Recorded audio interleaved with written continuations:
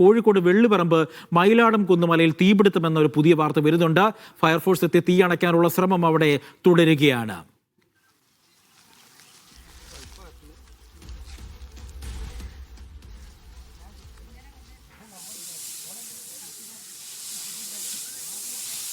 നേരായാലും കുടിക്കട്ടോ, നേരായാലും പോയിക്കോട്ടെ, അത് ഈ പോകണമെന്നില്ല.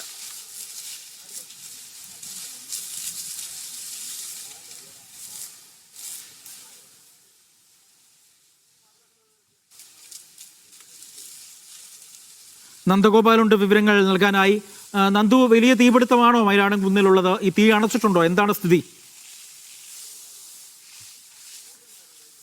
ജി, നിലവിൽ തീ നിയന്ത്രണ വിധേയമാണ്. ഇന്ന് ഏതാണ്ട് ഒരു അരമണിക്കൂർ മുൻപാണ് വെള്ളിപ്പറമ്പ് ഈ മയിലാടംകുന്ന് ഭാഗത്ത് ഈ വീടുകളൊക്കെയുള്ള പ്രദേശത്തായി ഇത്തരത്തിലൊരു തീപിടുത്തം ഉണ്ടായത്. ഇതുവഴിയുള്ള ഒരു പ്രദേശവാസിയാണ് ആദ്യം ഈ തീപിടുത്തം കണ്ടത്. ഉടൻ തന്നെ ഫയർഫോഴ്സിൽ വിവരം അറിയിക്കുകയും ഫയർഫോഴ്സ് സ്ഥലത്തേക്ക് എത്തുകയും ചെയ്യുകയായിരുന്നു. അങ്ങനെ പെട്ടെന്ന് തന്നെ ഈ ഒരു പ്രവർത്തനങ്ങളൊക്കെ ആരംഭിച്ചതുകൊണ്ട് തീ നിയന്ത്രണ വിധേയമാക്കാൻ സാധിച്ചിട്ടുണ്ട്. നിലവിൽ പൂർണ്ണമായും തീ അണയ്ക്കുകയും ചെയ്തിട്ടുണ്ട്. ഫയർഫോഴ്സ് അവസാന ഘട്ടമായി മുഴുവനായും ഒന്ന് വെള്ളമടിച്ച് പൂർണ്ണമായും ഒരു സുരക്ഷ ഉറപ്പുവരുത്തുകയാണ്.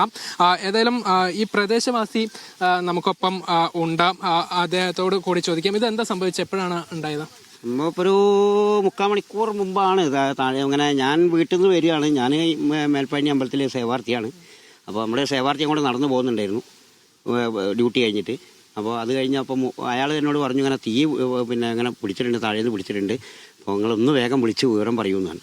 അപ്പോൾ ഇവിടെ വന്നപ്പോൾ ഇവിടെ തൊട്ടടുത്ത് 2 വീടുകളുണ്ട്. അപ്പോൾ അവരിങ്ങനെ ബക്കറ്റിലും വെള്ളമൊക്കെ എടുത്ത് ഓസിട്ടിട്ടൊക്കെ അങ്ങനെ നനച്ചുകൊണ്ടിരിക്കുന്നുണ്ട്.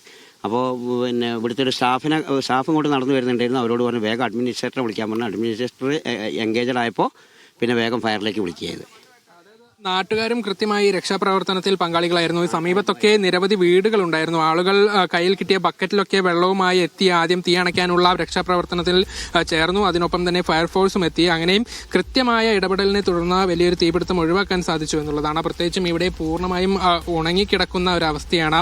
ഇത് ശ്രദ്ധയിൽപ്പെട്ടില്ലായിരുന്നുവെങ്കിൽ വല്ലാതെ പടർന്നു പോകുമായിരുന്നു. പക്ഷേ ഇപ്പോൾ പൂർണ്ണമായും ഇത് നിയന്ത്രിക്കാൻ സാധിച്ചിട്ടുണ്ട്. അവസാന ഘട്ടമായി ഫയർഫോഴ്സ് ഇവിടെ വെള്ളമടിച്ച് പൂർണ്ണമായും സുരക്ഷ ഉറപ്പുവരുത്തുകയാണ്. അജി.